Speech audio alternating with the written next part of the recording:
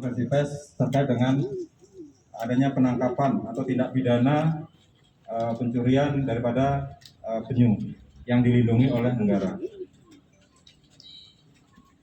Kalau kita lihat dari hasil penangkapan cukup sangat berhasil rekan-rekan, ya, karena selama ini penyu yang dilindungi selalu saja ada yang mengelolanya, ya.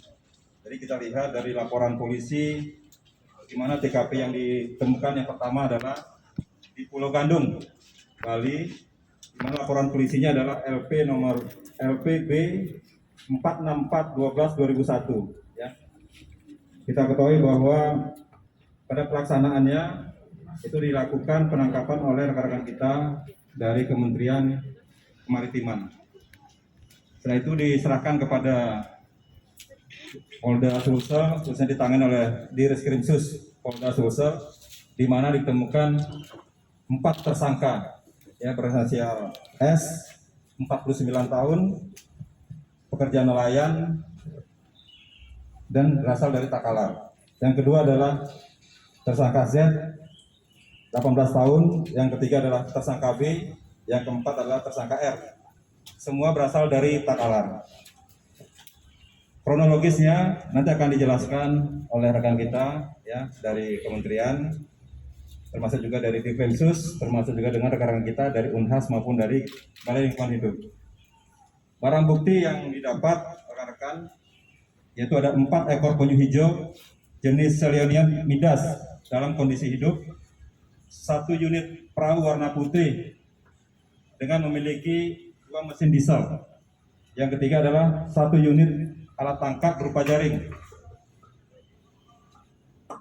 Pasal yang dilanggar, ya, terkait dengan adanya tindak pidana memiliki pencurian ini adalah pasal 40 ayat 2, pasal 21 ayat 2 huruf A.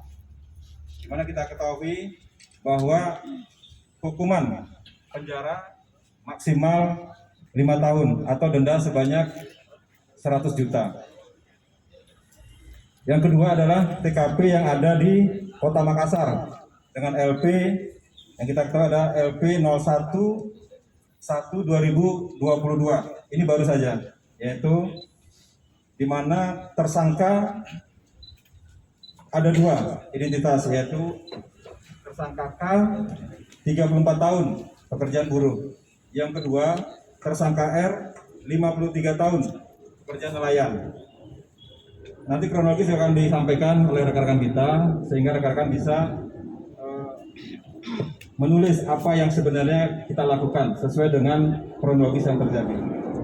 Barang bukti, kalau kita lihat rekan-rekan di depan kita, yaitu kurang lebih 93 kg bagian-bagian tubuh penyu, ya, yang sudah diawetkan. Yang kedua, 1 unit mobil merek Datsun Gupanca warna abu-abu tua dengan nomor pol DD 1150 CG beserta STNK. Yang ketiga, 1 unit handphone merek Samsung. Yang keempat, SIM card yang dimiliki.